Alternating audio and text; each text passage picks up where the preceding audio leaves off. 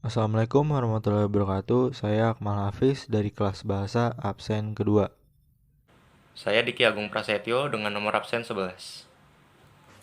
Assalamualaikum warahmatullahi wabarakatuh. Nama saya Hanifah Mahapurusa, nomor absen 18 dari kelas 11 bahasa. Perkenalkan, nama saya Fatima, absen 15. Sejarah Tari Tayub. Pada zaman Singasari, yaitu saat Nonggol Ametung menjadi raja, Tari Tayub berfungsi sebagai acara karismen, yaitu acara yang dilaksanakan sesudah upacara penobatan. Biasanya raja menari bersama ledek. Tradisi semacam itu berlaku pada zaman Majapahit.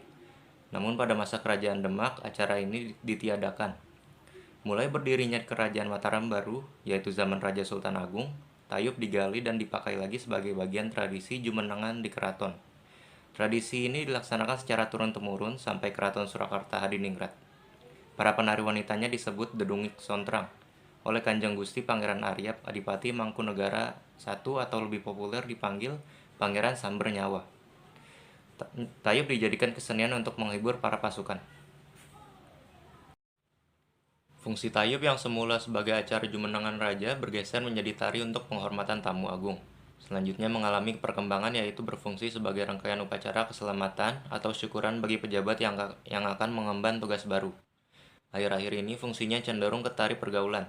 Tari pergaulan ini pada umumnya bersifat hiburan atau kesenangan belaka.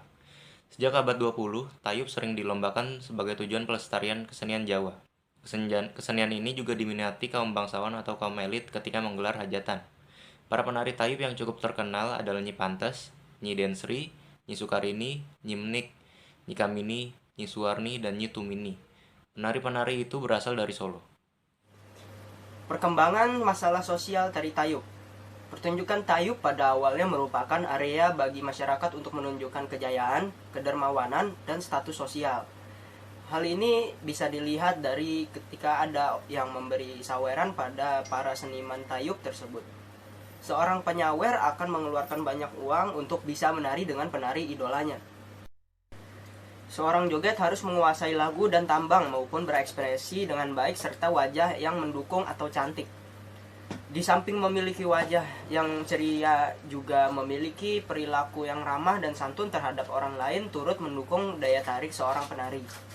Untuk menjadi seorang joget yang populer dibutuhkan pengalaman dan berbagai penas dan komunikasi yang baik untuk penonton. Dan komunikasi yang baik dengan penonton. Maksudnya bukan hanya komunikasi verbal tetapi juga komunikasi rasa supaya pengibing terpacu untuk berekspresi seni yang baik. Walaupun peran joget sangat penting dalam pertunjukan, namun bukan hanya sosok joget yang hanya menentukan kesuksesan dalam pertunjukan, juga interaksi seniman tayub juga pengibing dan penonton. Dalam pertunjukan tayub ada berbagai pameran dalam pertunjukannya, yaitu pengarih, waranggana, pengayub, dan pengrawit gamelan. Penjelasan tentang pameran dalam tayub sebagai berikut. Pengarih atau pramugari adalah orang yang mengatur jalannya pertunjukan tayub dari awal sampai akhir. Selain itu juga bertugas mengatur urutan giliran penari bagi para tamu. Melerai perkelahian yang mungkin terjadi, mencegah hal-hal yang tidak diinginkan, misalnya terjadi keonaran, mabuk-mabukan, dan pelanggaran asusila lainnya. Waranggana atau sindir adalah penari wanita dalam tayuban yang selain bertugas memberikan sampur kepada tamu juga menyanyi dan menari bersama pengibing. Seorang waranggana atau sindir dalam penampilannya selain menari juga harus bisa menyanyi tembang. Selain memodalkan paras cantik, seorang waranggana harus memiliki suara yang bagus dan menguasai berbagai macam lagu. Jumlah waranggana atau sindir dalam pertunjukan tayub tidak pasti. Ada yang 2, 4, 6, bahkan ada yang 8 orang penari, tergantung dari penanggap dan biasanya disesuaikan dengan banyaknya tamu yang diundang.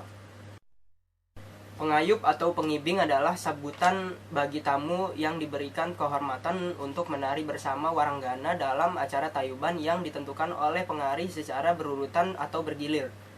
Namun secara umum pengayub dilakukan secara jamak atau bersamaan. Para penayub menari secara berjajaran berhadapan dengan penayub lainnya. Lalu di tengah-tengah terdapat beberapa waranggana yang menari dan menyanyi. Pengrawit gamelan adalah sebutan bagi para pemain atau penabuh gamelan Jawa lengkap yang mengiringi proses pagelaran tayub berlangsung. Macam instrumen gamelan yang dipakai dalam proses pagelaran tayub adalah kendang, gong, bonang, saron, peking, kenong, kempul, slentem, dan sebagainya. Permasalahan sosial tari tayub. Tayub memiliki nilai positif yang adiluhung. Tarian ini kaya akan makna pemahaman hidup manusia dengan sang pencipta, serta mempunyai bobot filosofis tentang jati diri manusia juga. Tayuban berakar dari kisah para dewa-dewi saat dewa-dewi Matya menari berjajar dengan tubuh serasi atau guyup. Dari cerita itu, tayub menjadi ajang bersosialisasi antara perempuan dan juga para pria. Dalam satu grup, tayub terdiri atas sinden, pinata gamelan, serta penari pria maupun wanita. Gak ada pakem mengenai jumlah penari tari tayub. Tari tayub merupakan tari pergaulan yang ditampilkan untuk menjalin hubungan sosial masyarakat. Sesuai arti dari tayub yang berasal dari kata tata dan guyup yang berarti tarian untuk mewujudkan sifat romantis antara lelaki ke perempuan. Nggak dipungkiri jika tari tayub dianggap negatif oleh banyak orang lantaran ledek mengajak pria menari dengan menggalungkan selendang dan kerap memicu rasa antar pria. Terjadi aksi sawer-sawer untuk menarik sifat atau simpati ledek.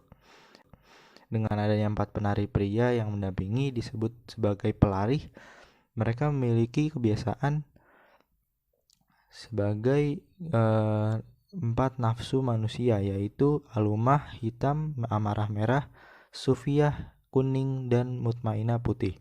Sedangkan ledek menggambarkan cita-cita keselarasan dalam kehidupan yang diinginkan manusia. Selain latar belakang sejarah, pertunjukan tari tayub juga sempat menimbulkan kontroversial di kalangan masyarakat. Gerakan penari yang terkadang erotis dan terkadang menghidupkan suasana yang sering kali dipandangi sebagai perbuatan yang kurang sopan. Untuk memperbaiki cita tari tayub yang telah mengakar dalam masyarakat, seperti halnya pada kesenian ronggeng, berbagai upaya dilakukan untuk penggiat kesenian ini. Aturan berkesenian tayub pun diperketat, menyesuaikan norma-norma yang baru pada masyarakat. Para penari yang awalnya menggunakan kemben diganti kebaya berlengan dengan kain panjang agar lebih tertutup.